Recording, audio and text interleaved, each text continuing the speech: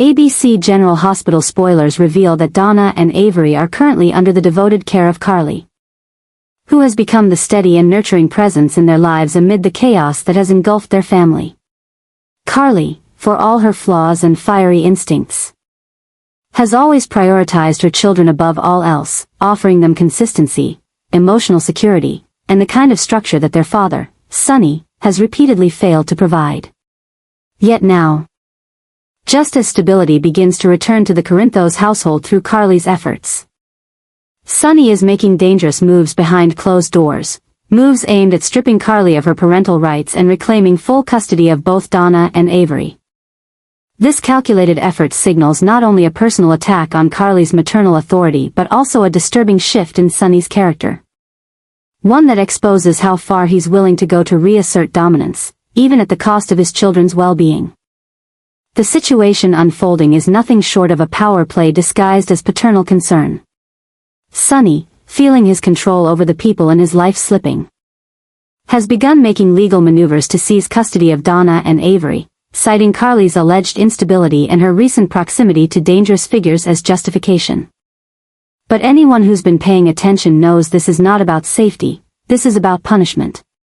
Sonny, still reeling from Carly's emotional independence and her refusal to bend to his version of family loyalty, is using the children as leverage, by positioning himself as the more stable parent. Despite his long history of violence, criminal dealings, and emotional volatility, Sonny is attempting to rewrite reality in court documents and custody hearings. And the terrifying part? He might succeed. The court system in Port Charles has often failed to hold Sonny accountable. His influence, his money, and his carefully curated image have allowed him to maintain partial custody even when his behavior has endangered lives. Now, with the help of a newly hired legal team and whispered promises of reform, Sonny is preparing to challenge Carly's custody outright. The strategy is clear: dismantle Carly's reputation, highlight her ties to Jason and other questionable figures, and bury his own transgressions beneath years of sanitized courtroom victories. What's unfolding is more than a custody battle, it's a brutal campaign to delegitimize Carly's motherhood, to isolate her, and to break the last foundation of strength she has left: her role as Donna and Avery's protector. Carly, however, is not blind to what's happening. She sees the shift in Sonny's tone, the sudden coldness in his visits, the veiled threats in his conversations. She knows that this isn't about co-parenting, it's about control. But what makes the fight even more heartbreaking is that it isn't just legal, it's emotional. Sonny is not simply trying to take her children from her, he's trying to erase her from their lives. The very man who once stood beside her in delivery rooms and whispered promises of unity is now preparing to paint her as unfit, unstable, and unworthy. This calculated betrayal strikes at the heart of everything Carly has fought for. In the face of Sonny's betrayals, his spiraling behavior, his recent shooting of a federal agent, and his ongoing involvement in underworld activities, Carly has done everything to shield Donna and Avery from the consequences of his actions. And yet, it is she who now faces the threat of having them taken away. The injustice is staggering. It reveals a deeper truth about Sonny's current descent: he is no longer acting as a father, but as a man consumed by control, willing to weaponize love to punish those who defy him. The community watches in hushed alarm as this battle escalates behind closed doors. Friends, allies, and enemies alike are beginning to choose sides. Ava, who has her own complicated history with Sonny and motherhood, may soon be drawn into the fray. Jason, wherever he stands now, remains a silent specter in the equation. And the court, long manipulated by influence and reputation, will be the ultimate battleground. But as the storm builds, one thing becomes clear. Sonny's attempt to strip Carly of her rights is not about what's best for the children. It's about power. And in the process, he risks shattering not only his family, but whatever pieces of his own humanity still remain. The escalating tension between Sonny and Carly has reached a breaking point. One that is no longer confined to courtrooms or whispered threats but is beginning to fracture the very core of what remains of their family. What once may have been dismissed as a bitter custody dispute has now transformed into a calculated power shift, engineered by Sonny with chilling precision. The latest development, his intention to divide custody of the children by handing Avery over to Ava and relocating Donna to live under the same roof as Wiley and Amelia, has ignited a storm of emotion. Devastation that neither Carly nor the town of Port Charles is prepared for.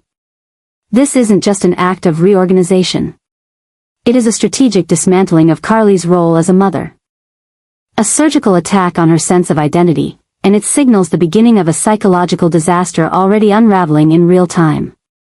For Carly, the very thought of being separated from both of her daughters, after years of anchoring their lives through trauma, loss, and instability, is nothing short of a waking nightmare. It is not only a betrayal of trust but a deliberate erasure of her motherhood. Sonny's decision to give Avery to Ava, an equally controversial maternal figure, and to place Donna in the orbit of Michael, Willow, and their young children, is deeply symbolic.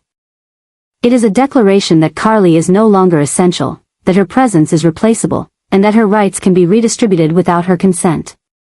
But more disturbing is Sonny's growing belief that this arrangement is rational. To him, it is a solution. To everyone else, it is a looming catastrophe. By placing Avery in Ava's full-time care, Sonny reopens one of the most dangerous chapters in his past.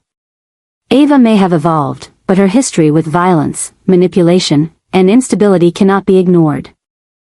The idea that Sonny would entrust her with full custody, after everything they've endured, is either a sign of blind desperation or something far more calculated. Perhaps Sonny believes Ava, cornered by maternal instinct and old guilt, will remain loyal to him if given such power. Perhaps he sees her as a more malleable guardian than Carly, whose independence continues to defy him.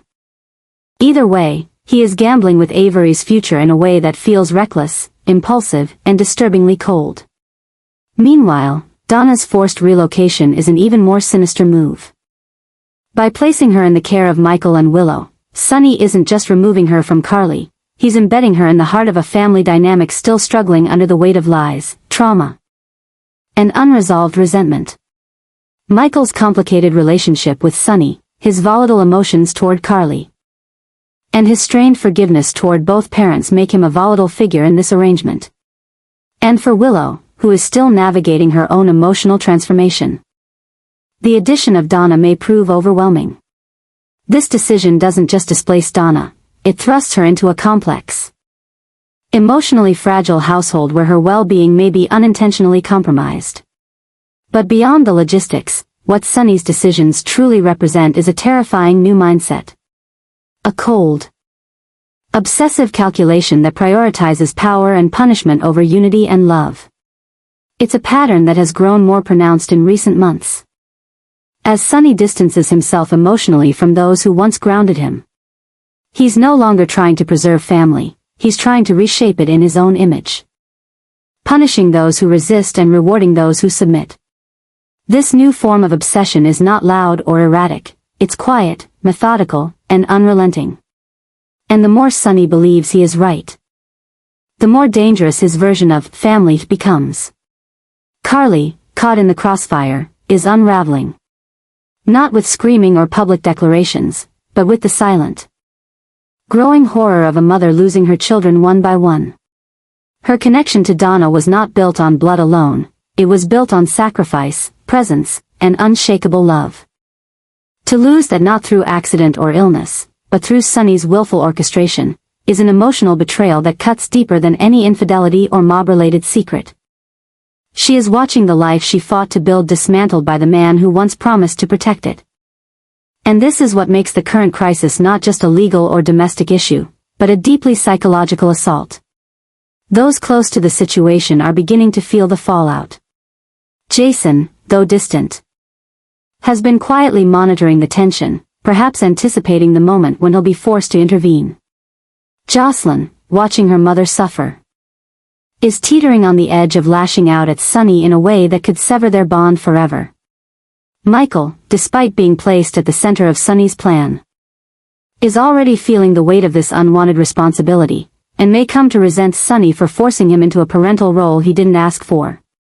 Even Willow, who tries to be the voice of reason, is starting to recognize that what Sonny is doing to Carly isn't protection, it's punishment. The town of Port Charles, too, is beginning to sense that something is unraveling. Rumors are spreading. Whispers about Sonny's mental state, his increasingly erratic decisions, and the way he seems determined to isolate Carly from every part of the family she once anchored. The emotional temperature is rising, and what was once a private custody issue is turning into a community reckoning. And yet, Sonny continues forward, undeterred. Because to him, this isn't obsession. It's control. It's balance. It's justice. He doesn't see the heartbreak he's inflicting. He doesn't hear Donna's cries at night, or witness Avery's confusion. Or see Carly's silent devastation. He sees a plan unfolding, one he believes will restore order to a family that's slipped out of his grasp. But the truth is far more devastating. Sonny isn't building a new foundation. He's burning the old one to the ground. And when the ashes settle, there may be nothing left of the family they once were, only fragmented pieces of what could have been. The question now is whether anyone can stop this before it consumes them all. Or whether this new obsession, this cold campaign of emotional warfare, will become Sonny's final legacy, leaving behind only devastation where love once lived. Carly is no longer willing to stay silent or passive as the walls of her life close in. What began as a bitter emotional rift between her and Sonny has now escalated into a full-scale war, a battle for truth, power, and the future of her children. The calm exterior Carly maintained for so long has finally cracked, replaced by a hardened determination that no longer seeks compromise or understanding. She's come to recognize that Sonny's manipulations have reached a point of no return, and now, she's ready to fight. The decision to initiate a lawsuit against Sonny is not just about custody, it's about reclaiming her voice, protecting her children, and bringing to light the secret Sonny has spent years burying. This marks a dangerous new adjustment, not just in Carly's emotional trajectory, but in the entire landscape of Port Charles. Carly stepping into a courtroom against Sonny is a seismic shift. For years, they operated within the boundaries of mutual respect, even when love was lost. They shared children, memories, and a deep-rooted understanding of each other's darkest flaws. But now, Carly is weaponizing truth, and that truth is laced with years of withheld evidence, buried scandals, and moments Sonny thought would never resurface. This isn't a family dispute anymore. This is a reckoning. And Carly has made it clear, she is done playing the role of the woman who endures. Now, she is the woman who exposes. As legal proceedings begin to take shape, it becomes clear that Carly is no longer alone. People who once stood in Sonny's corner are starting to shift. Jason's silence becomes more telling by the day. Jocelyn, already furious over Sonny's recent behavior, has begun gathering information. Even Michael, torn between loyalty and logic, is beginning to question whether his father's growing obsession with control has finally crossed an unforgivable line.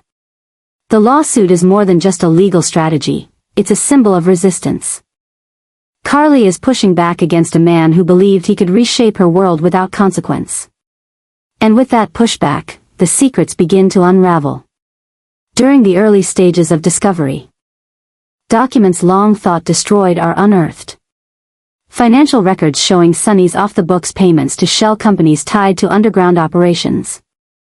Medical reports revealing the full scope of Morgan's medication tampering, proof that Sonny ignored clear signs and suppressed crucial information.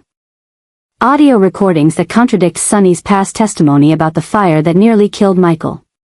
And perhaps most damning of all, files linking Sonny to a covert deal involving the relocation of Donna without Carly's legal consent, placing their daughter under the care of guardians who were never properly vetted.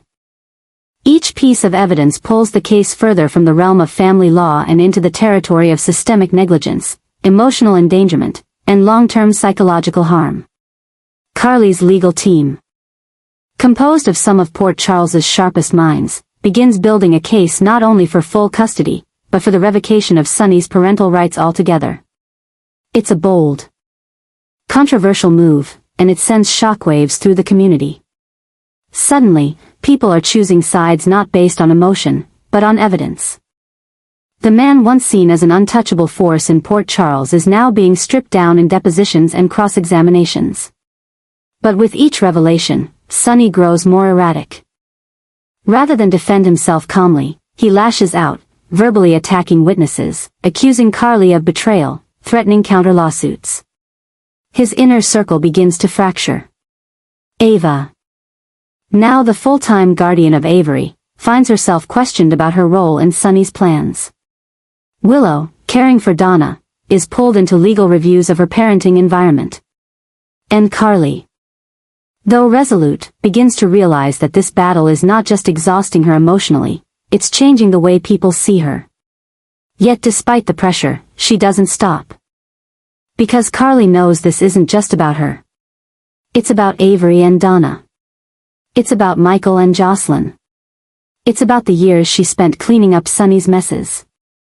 Shielding the children from his violent impulses, pretending that chaos was normal as long as it was wrapped in family loyalty.